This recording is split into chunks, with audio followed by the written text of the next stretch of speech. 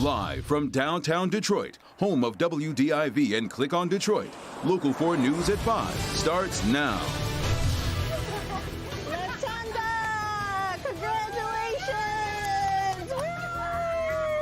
Michigan crowns the $1 million vaccine sweepstakes winner, a woman who says she got the shot to protect her family, friends, and complete strangers. It is the ultimate act of unselfishness. It's been talked about for months. Today, Detroit's former police chief took the first steps toward a run for governor. Rod Maloney taking a real look at James Craig's chances in an already crowded Republican field. Sean. Water woes has nothing to do with rain. We're told water has been pouring into this street for days. Some guy with a backhoe to blame. So why is it still running? All right, Sean, also breaking news just in. The Michigan legislature kills the emergency powers law that Governor Whitmer used to issue health and safety restrictions in the early days of the pandemic. The Republican-controlled state house voted 60-48 in support of initial petition language that repeals the Emergency Powers Act of 1945. The vote came 1 week after the state Senate approved the initiative. Our other big story at 5 o'clock, Michigan's newest millionaire. A Genesee County woman wins $1 million in Michigan's vaccine sweepstakes, the state's second biggest prize. Grand Blanc woman describes herself as a true advocate for the vaccine as the state continues on its quest to try to hit the 70% vaccine rate. But it's been a slow build. Yep. When the sweepstakes was announced on July 1st, the state's rate was 61.8%. Now it's up about a percentage point to 62.9%. Victor Williams spoke one-on-one with today's big winner. And Victor, she wasn't the only one to get money today. Yes, that is absolutely correct. The winner that's closest to us in this latest set of drawings is actually a woman that lives in Sterling Heights. But like you said, we did get in contact with that big $1 million winner. She tells us she's just excited that she was able to win this money, all because she got a shot right in her arm. Latanda! Congratulations! LaTonda Anderson is the big $1 million winner in the second round of the state's My Shot to Win sweepstakes. You never think that you're going to win a sweepstakes.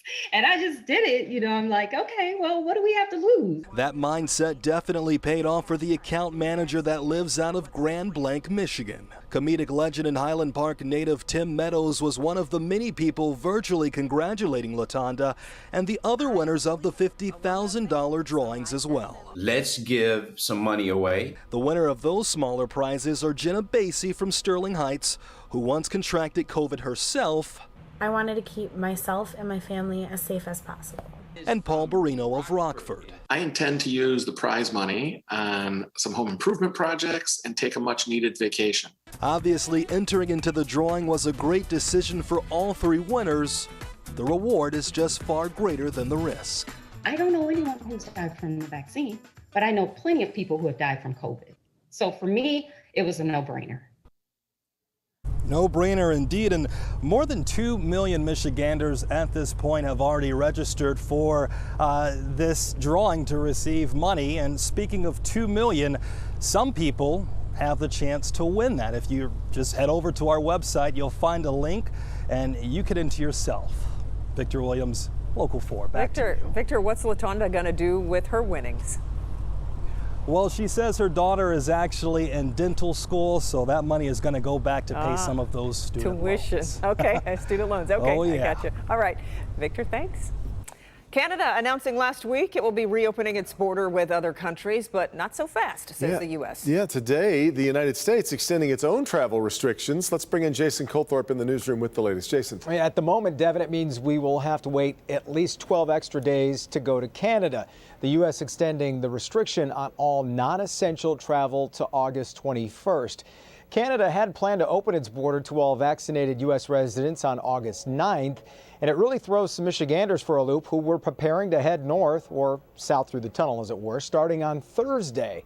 The travel restrictions have been extended on a monthly basis since March of 2020, so we'll have to wait and see what happens in August.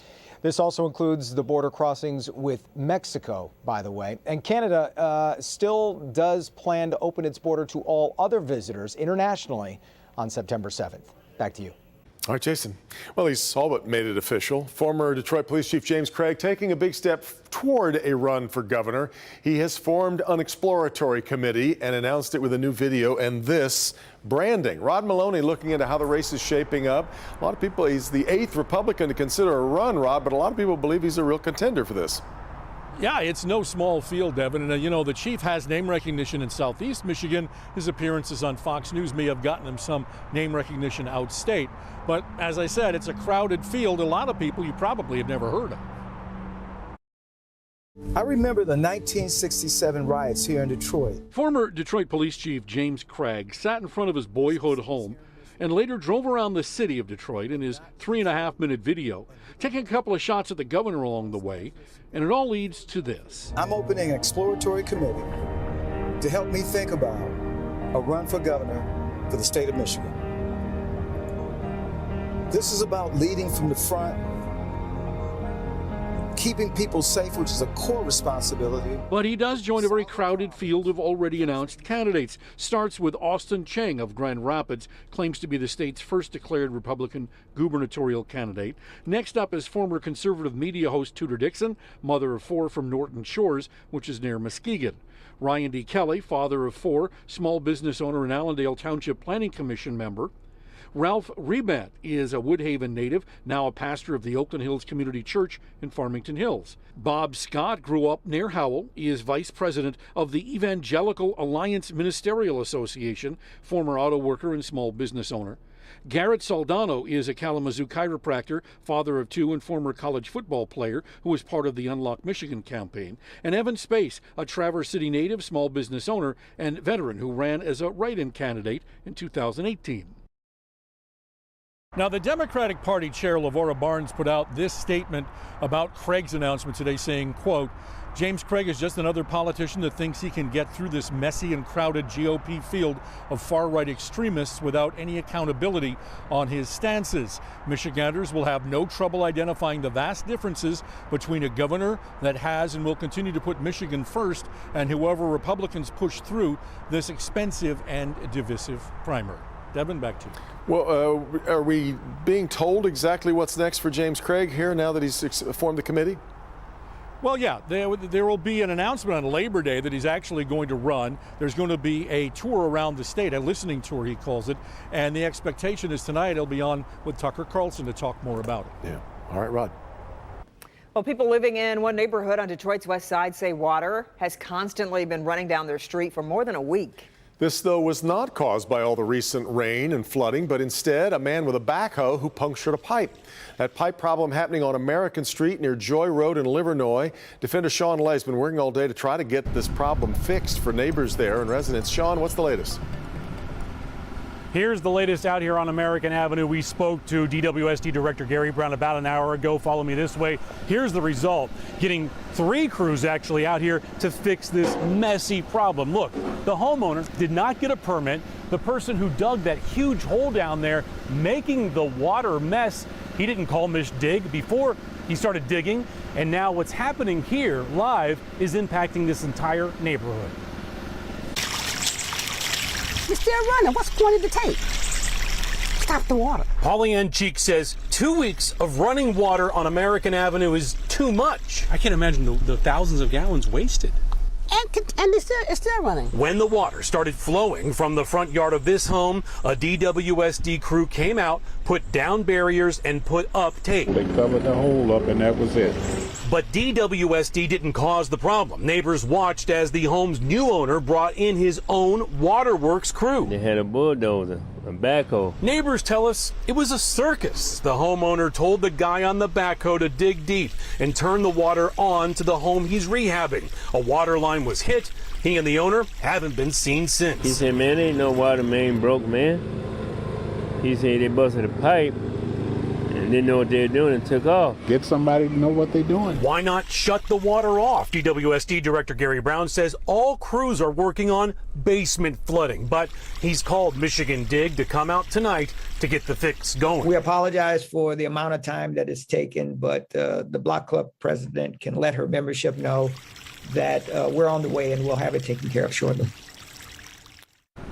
On the way, and they are here. Look how it impacts the entire area. DWSD had to shut the water off to all the houses here. They're going to try to make this fix as quickly as possible, but people don't have water right now. It's also running down the last 2 weeks into flood damaged materials, which is causing another mess. The city right now trying to find that homeowner. We're live tonight. Sean Lane, Local 4, back to you. All right, Sean.